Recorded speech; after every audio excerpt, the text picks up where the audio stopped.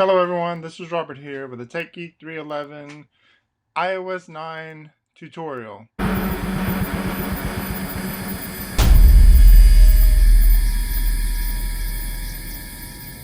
So for most of you guys, you've probably updated to iOS 9 by now. You're also up to iOS 9.0.1 and 9.0.2.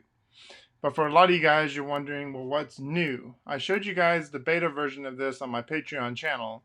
So now that it's live, I want to go ahead and show you guys some of the new features of iOS 9. So if you go in here under settings, show you the first feature, which is right here on the top, you can see they have a search bar. You can now search for anything in settings. So if you want to search for something, let's say Wi-Fi, it'll search for apps. It'll also search for the setting itself. So that's one of the new features. If I scroll down to battery, you now have the low power mode. This is what you also have on the Apple Watch. Down here on the bottom, they show you how much battery power that the apps are using. That's one thing you have in here. You also have the enable auto brightness as well. Then you have here wallet and Apple Pay now, so no longer passbook. That's been changed. Then right here on phone, you can see I have what's called Wi-Fi calling. This one has to be enabled by your carrier. So whoever your carrier is, you have to enable that. All right. Down here, you have the news app. And it gives you a chance to put notifications, background app refresh, cellular data, and so forth. Everything else in here is pretty much the same as what you've had before. So then now, if we take it and we swipe it now, you can see what I'm doing, swiping it to the right. Now you're going to get the Siri suggestions on top. So you get your contacts, you get your apps, and then you get this new thing with the maps called nearby suggestions of places you can go and so forth. Down here on the bottom, they give you all the news information, depending on what you've included in the news app.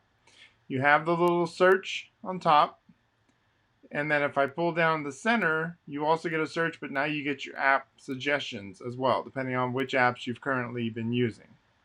That is also new. If I go in here now under Safari, and let's say we go to a website, okay, now I have an ad blocker on here, so it might give me another suggestion, but if I hold the little refresh button, you're going to get now this request desktop site or reload without the content blocker. So if you have an app like a ad blocker, which is something new with iOS 9, you'll get these two suggestions. If you don't, you'll just get request desktop site. So that is one thing you have new in Safari. And then you can see here, if I scroll across, we get the news app. Here, if I hold, you're going to notice that there's no X on Find My Friends and there's no X on Find My iPhone. Those two have become default. They're also part of the system now. And the rest here is pretty much the same. Like I said, most of the stuff's been changed. A few little aesthetics. If I have something open and I double tap now, you're going to get this new little multitasking where pretty much the whole thing shows up. So I can tap on either one of these, double tap on these, and it goes directly into where I was. You can still swipe up and you can get rid of them. I want to show you my contacts. That's private. But if I scroll here, you're going to see on the bottom where it says Find My Friends. That's become part of your notification center. All right, and then Control Center is pretty much the same. So that's it, guys.